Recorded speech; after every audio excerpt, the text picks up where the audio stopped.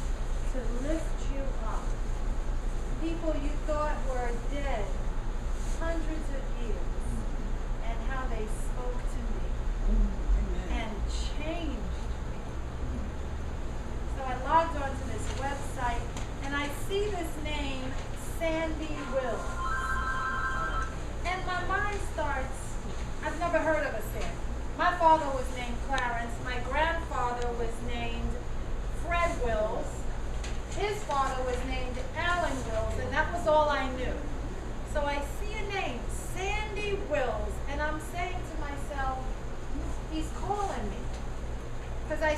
over and over on the census, Sandy Wills. And finally, I happened upon something that made me stop. And it said Sandy Wills, USCT. USCT means United States Colored Troops. And I said, dear God, if you're telling me that one of my paternal heirs fought in the Civil War with the United States Colored Troops, I'm about to start running because I had never heard of such a thing.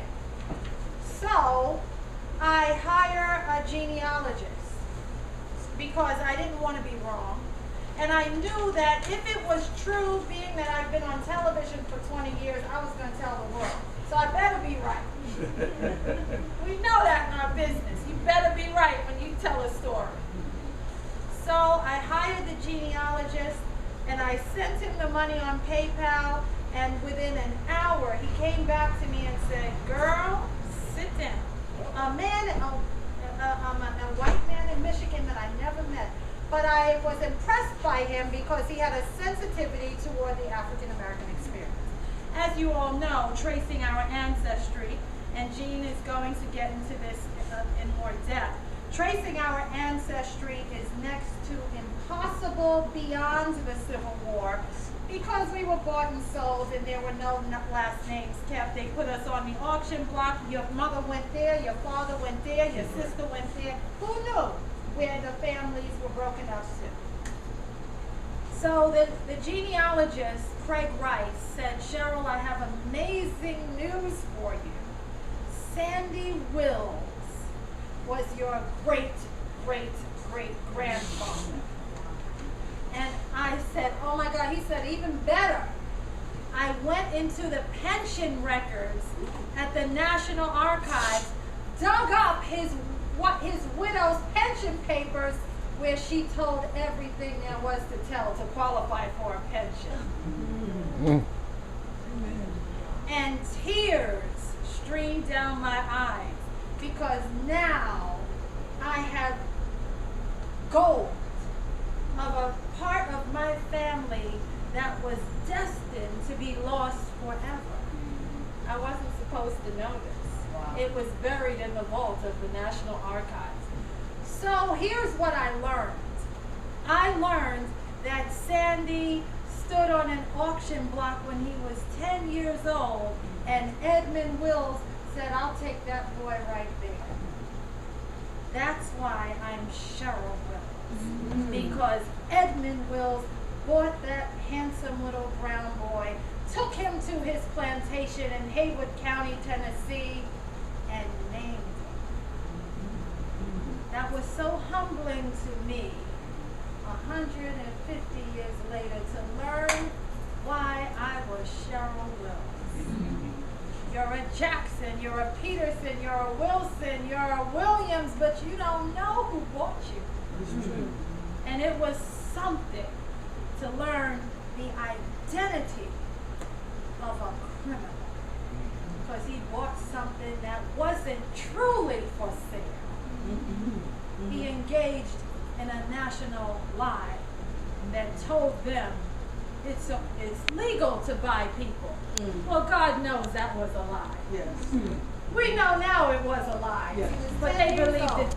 Those boys, Dick Wills, James Wills, Andy Wills, Richard Wills, and I always miss one. Let's see, Dick Wills, James Wills, Andy Wills, Richard Wills, and the other one will come to me, Mac Wills. Mac, M-A-C-K. And they grew up together. They were all 10, 9, 8. And you know, they didn't really know their true ages. Why? Because they didn't keep birth certificates. So they just guessed that they were about 10.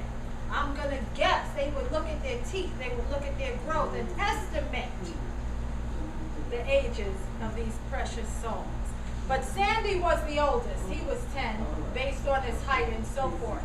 Those boys grew up together on Edmund Wills' plantation, and when they got strong, they started doing the dirty work, the planting picking cotton, picking tobacco in Tennessee, and then the Civil War broke out.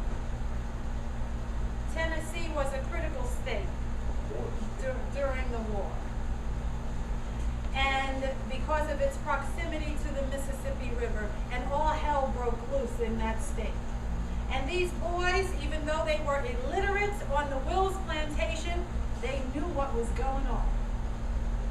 And in 1863, when the slaves were finally allowed to fight, I'm pleased to tell you that my grandpa Sandy rounded up those 5 boys, and they all went together and enlisted in the 4th Heavy Field Artillery. That's the greatest single thing I ever learned in my life. That Sandy was the presumptive leader. He was the oldest. He was the oldest. Now let me tell you how they went. I learned all of this by reading the pension papers. The 4 younger boys went first in the middle of the night. Sandy and Dick presumably stayed behind to take the women. Because those 4 boys leaving the Edmund Wills plantation cost a whole lot of money. That's like somebody coming in your house and stealing your car and your kids. 4 of them leaving? 4. And Sandy and Dick, who were the bigger boys, stayed behind. As on August, and it's in the book. I have all these records. I make copies of them to put in the book.